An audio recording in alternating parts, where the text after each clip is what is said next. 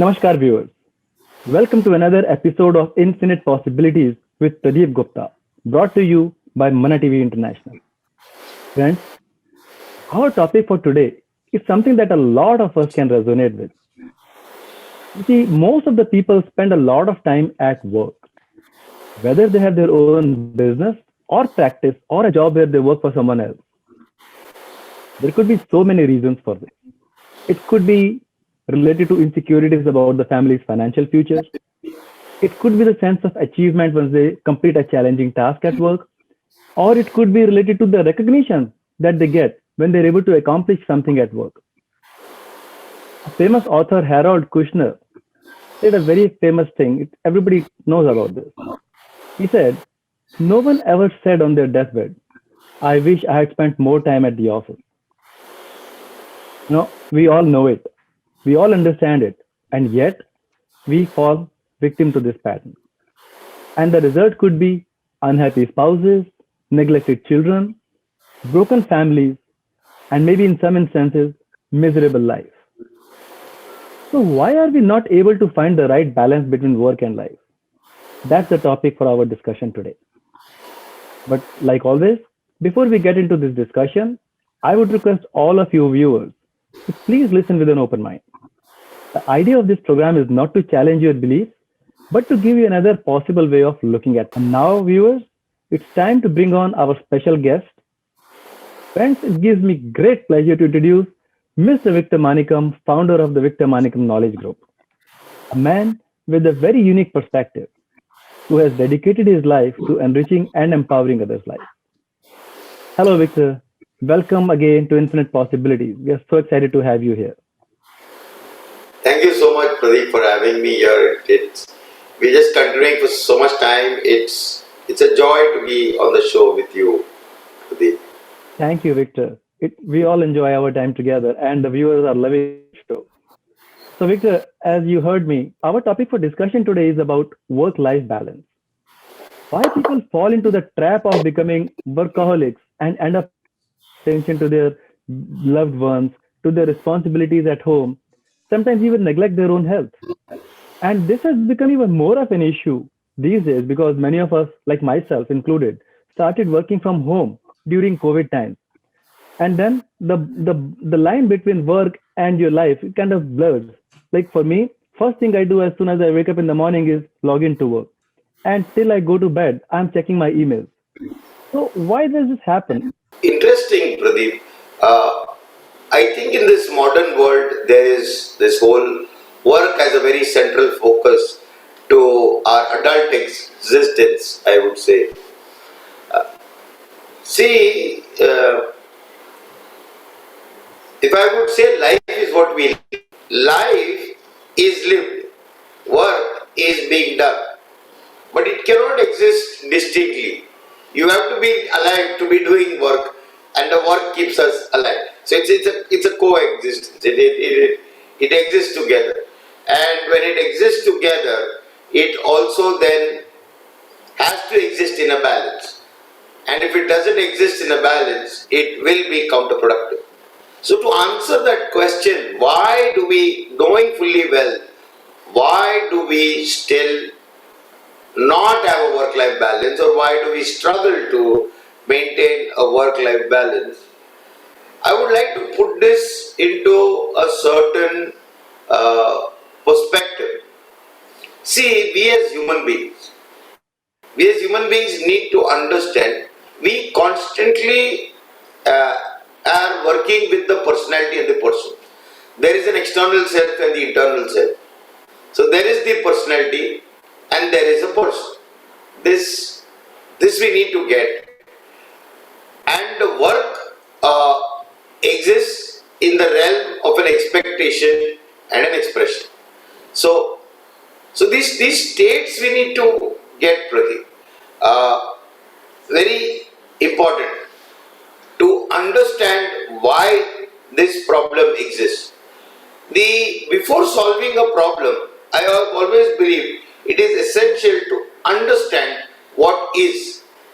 If you and I get what is, then what becomes possible is almost natural.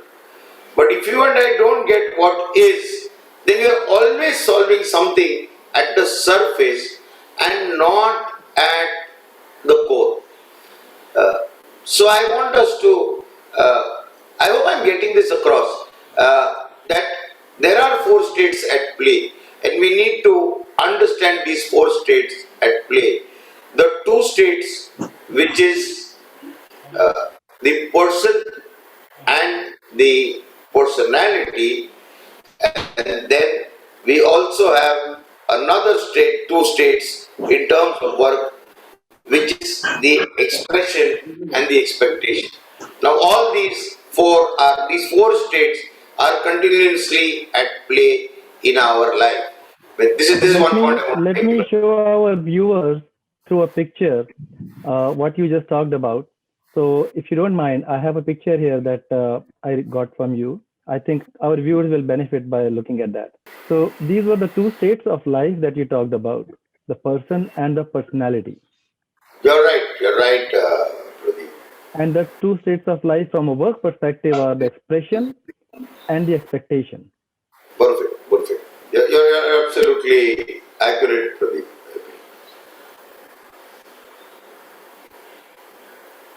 And these are the four that you are now. This is basically what you are saying is what gets out of balance when we don't have the right work life balance.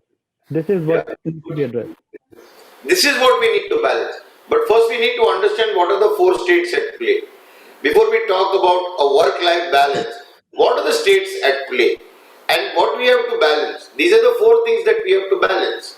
And we try to balance time, we try to balance money, but work life balance is about balancing the person, the personality, the expectation, and the expression.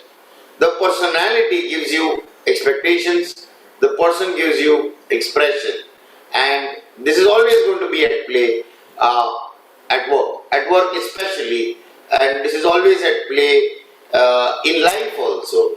And knowing this play is very important. So, like for example, who is doing this? Is the personality doing this or the person doing this? Is it performing and doing it to fulfill an expectation or is it my own expression? These are inquiries which can set the ground for the possibility called work-life balance.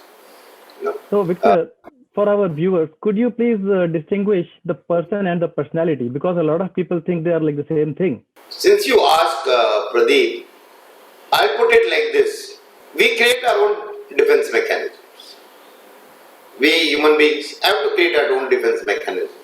Put it in a simple term, we create our own strengths and weaknesses. We do that. It is necessary for a human being to create their own strengths and weaknesses. We are not born with strengths and weaknesses, but situations, circumstances, surroundings, events are influential in we making decisions to create our own strengths and weaknesses. All Now, acquired. strengths and Everything is weaknesses, acquired. That's what you're saying. These are all yeah, acquired. That's what makes personality. perfect. Now, this is the construct of the personality, and it's an essential part of a human being to create a defense mechanism which constitutes the personality, as you just said, Pradeep. Now, when you say a defense mechanism, when you agree to a defense mechanism, and you call this defense mechanism a personality, there is also something that you are defending, right? There has to be something that is defended for it to be a defense mechanism. Correct. Now, that something which is being defended is the person, the authentic, genuine, vulnerable person. And this person is protected by a personality, essentially. However, the greatest, sometimes I find the greatest illusion or the greatest myth with which most human beings live is they call the personality the person and they forget that you are defending something. Like to build a home, you are living in the home. To build a home, you create walls in the home. You create the walls because that is what then tells you that you are protected within the home. Mm-hmm. But you don't make the wall the home. You have to live Right. Right. inside. The human being inside makes the wall the home. But if there is no human being inside, then there is no home. It's a wall. And I cannot go one day and say the wall is the home. No. The living inside makes the wall the home. So That's a the great person example. within is the internal, the personality, the external, the defense mechanism. Thank you. Thank you for that Did distinction. I kind of answer? That makes a lot of sense. Did I kind of answer your question, Pradeep? Sorry to interrupt. Yes, Yeah. yes, no, you did. You did. That was really beautiful. And then to take it further, this personality, Pradeep, has expectations because it's created as a defense. So definitely there are going to be an engagement of expectations. And the person within wants to express itself. And this is the four states in which we exist. You know, uh, the person wanting to express and the personality living in fulfilling expectations. And it's not like you can compartmentalize all this, but all these four exist every moment and there is a choice. All the four exist every moment and there is a choice. Is it okay, Pradeep, if I give an example to this? Absolutely. Absolutely. Please. Now, let me say, I'm an engineer because I wanted to fulfill my father's expectation. And I have a personality of being good in science and maths. Why? Because I grew up in school, the kind of surrounding that you are intelligent if you do well in maths and science. Mm-hmm. Right. And maths and science, if you are good in it, you are an intelligent student. So you wanted to be intelligent, you wanted to be recognized, and once you are good in maths and science, you wanted to continue to be good in maths and science. And if you kept being good in maths and science, then you also ended up wanting to be an engineer. And that was my father's expectation, my mother's expectation. And I wanted to fulfill that expectation. In college, I got opportunities to do theatre, to be on the creative side, but I was so scared that I would challenge those expectations. Went on to do my engineering, completed to compensate, did that MBA, kept fulfilling expectations based on the personality that I thought I was. And at one time, I wrote something when I was around 30, 32, when I met this lady and she brought out the creative side in me. Now, I, an engineer, MBA, would have never looked at myself as creative. And I had never seen myself as creative. I had seen myself as logical. And then when I was writing, it awakened something which was so hidden within me. And I began to express myself. Little did I realize that the expression to write had started as early as I was 13 when I used to write poems for my parents' birthdays, events. I would just write poems, but I just all forgotten about it when I had to be an engineer and an MBA. And there is this professional mode, and there is this, and the thought to just write and share and discipline. Now came this proper confusion. Do I want to be known as a writer, or what do I want to be known? I want to be known as a businessman. And this struggle begins, this is a struggle begins. What is it that I want to be living for, and what is it that I want to know? And here there was a duality that I was living in. I was doing my own business because I got into an engineering and then a market research business. And then I am also teaching in a campus. And there is this whole duality that exists. To know what do I finally want to do. And I'm just balancing this out, these multiple roles that I have. Add to this I get married, add to this I have a child. And then there is a role. Then I look at myself in the different roles, building those defenses, building protection and survival instinct and survival mechanisms, and struggling to express myself. Now, this struggle is what to say, tips you off balance. Because as you grow older and older, this struggle becomes harder and harder. Some of us get resigned in this struggle, some of us come out of the struggle, some of us get cynical in this struggle, some of us just begin to enjoy the struggle.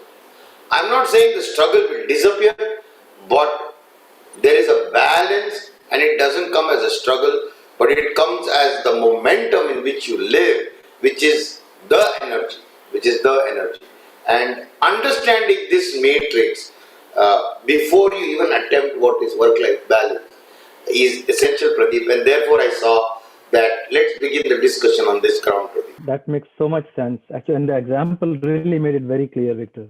Thank you for sharing that with us. And then one day it comes, the deepest expression, to be a teacher. And that call comes. And so today am I busy today? Of course I am busy. There are days I work 16 hours a day, 14 hours a day. And there are days I work 8 hours a day, 10 hours a day. But the joy of doing something every day that you love, to engage, doesn't have you question whether there is a balance between my work and life. It is balanced. The expression to life itself is then balanced. There is a balance because, now how to bring that balance is what we are going to be talking in this episode and the next, Pradeep. But yeah, this when you identify this and learn to play this, then life is that balance. You are living a balance because you understood what your balance is. These expectations, Victor, they are driven from some needs, right? If I recall. So, do you want to talk to us about those needs and how they kind of help shape these expectations that we kind of start living by? See, let me look at it this way. You and I take up any role, anybody takes up a job, anybody takes up a business, anything, entrepreneur, whatever you do, Pradeep, there is an expectation. And in that expectation, you and I want to fulfill those expectations. It is a default way to live. And it is always going to be there, Pradeep, in terms of... so let me say one thing. I am the guy who's reporting to my boss and it defines a certain expectations. Now there are ways I'm going to go. I'm going to say, if I fulfill this expectation, great. These are the challenges about fulfilling the expectations. And while I'm analyzing this, I have fear of failure. And then I work to not fail. And then I want others to understand that this, I don't have to fail, I cannot fail. And now that pressure, what is failure? It is just an expectation going to be met or not met. But then we add the imagined consequences to that failure and then the demand on that and then an old world of pressure that I don't know, I don't want to fail. But see, you and I are not going to fulfill all expectations, right? You are married, right? Pradeep, I'm married. You realize that whatever expectations the family, you fulfill in the family is never going to be enough. Similarly, all the expectations that the family members fulfill, you and I always find something more can be done. The expectation is going to be dynamic, but an alignment is essential of fulfilling these expectations within the realm of your expression or against the realm of your expression, at the cost of your expression. This choice is something that can exist. So I can tell my boss and say, you know what, I agree, these are the expectations, but I can fulfill 60% of it, 80% of this, sure. The beyond that is a risk. And now the boss is going to say, but if you can stand up and say, you know, it's an unreasonable expectation, at least for me. But I can guarantee 60% of it or 80% of it. Then it becomes easy to understand each other's. The biggest problem in any work failure is identifying the expectations and then expectation management. Now in that, the expression is suppressed. The expression is deeply suppressed. That is true. I think a lot of us can actually resonate with that. So I know you had given me another picture that I want to share with our viewers, and that was about the need and that circle, you know, for how it's determined. So is it okay if I share that with the viewers now? Yeah. Just like how we have, I think Abraham Maslow create these need hierarchy theory. I Mhm. created something here, Pradeep, which talks about we have this flow of physical needs, emotional needs, intellectual needs. Now, all of us human beings are going to have these needs and a need for self. It is essential for us to map the four states with these needs. You know, uh, the need for self is definitely from an expression. The intellectual needs will occur from a personality, and the physical needs are so innate and basic, and the emotional needs are also there. See, there is this whole a basic need and acquired need. Now, it is important to understand in the work which need am I fulfilling? Like, which is the need that is being gratified, or which is the need which, like for example, the guy who is out there who is working to get money to survive is doing the work for a physical need. There is somebody who is doing this work just because he loves somebody, or he's doing this work because for the family. He's fulfilling an emotional need at work, or he's just doing it because it makes him happy, or you're doing the work because it satisfies the intelligence. So I'll call this as the body. The physical need is coming from a body need to keep yourself alive, or you're doing this work to fulfill how your heart feels, the emotional needs, and the intellectual needs, whether that you're doing this because you want this to be satisfied.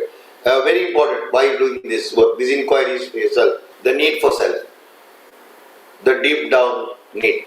Where is this work coming from? I know you might be wondering, Victor, when are you going to talk about work-life balance? You're just telling about understanding. Interestingly, Pradeep, essential to address these questions. Is it your personality person at work? Is it your expression expectation at work? And which need fundamentally you're satisfying? Which need you fulfill?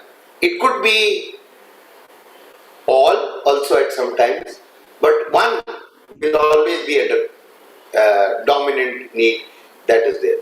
There is the way you look at work, one dominant need is getting fulfilled, while the other three may be in the background. But one definitely is there. Will be And dominant. I think this was really something, Victor. I think this would also be a nice logical break for us uh, for this episode. I'm gonna stop sharing now. So this, what we did was we had another, like always, another astonishing outlook on this whole work-life balance. So we talked about how people lose the balance between work and life. Particularly, Victor, I love the way you set the person and the personality apart. Also, how you distinguish that work is not an expression of yourself, but an expectation of reward, recognition, whatever the need might be that is driving, that is dominant from for that expectation. That is indeed a very, very interesting outlook and exactly what I was expecting from you. So thank you.